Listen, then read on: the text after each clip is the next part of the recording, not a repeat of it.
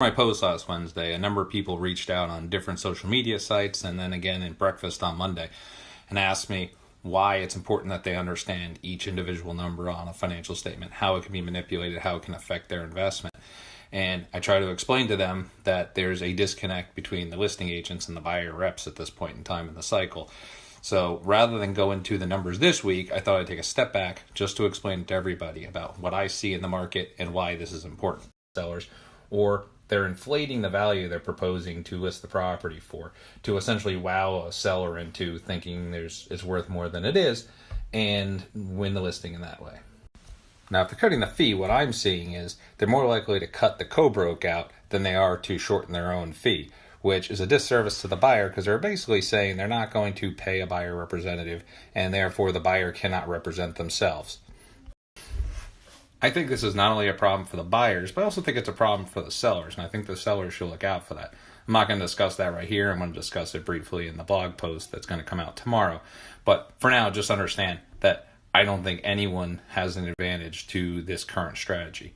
However, the bigger risk to the buyer is that the selling agents are also inflating the prices to win these listings. And when you couple that with essentially not having the opportunity to have your own buyer representation, that's where the problem comes in, and that's where the series is starting. There are many ways that a selling agent could make a property look like it's worth what the offer price is. And as the fiduciary representative of the seller, it's their job to do so. Now, they may leave some things out, they may inflate some numbers, they may imply some pretty aggressive assumptions that may or may not be true, but it's up to you, the buyer and the investor, to verify that. And if you don't have anyone else looking over your shoulder and the selling agent's essentially saying that they're acting now as a dual agent, who's verifying that other than the very person who put out the numbers in the first place? Now, if I was putting together these numbers and I said there was $100 in market rent increase, I'm not going to go out and find you comps that show there's only $50. If I say the roofs are in good shape, I'm not going out and finding an inspector that says they're not. It does a disservice for me to point out the things I said incorrectly in the package. So you really need to have a second set of eyes on these properties. Now, I can't force a seller to pay a buyer agent. I can't force an investor to use a buyer agent.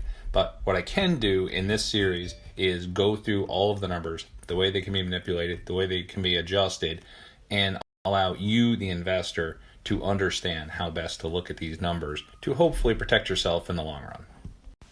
So tomorrow I'll be posting a blog post on this very topic. Keep an eye out here and all the other sites that this is posted, and I will get you the link. And then starting next week, we'll start going through the financial statement from the top down.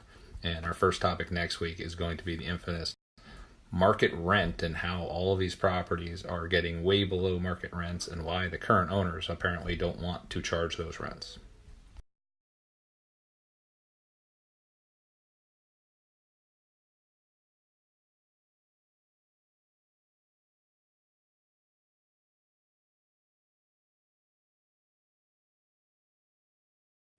I also want to point out a quick disclaimer that a vast majority of selling agents do not do anything wrong. They're just looking for numbers that match what their clients are expecting.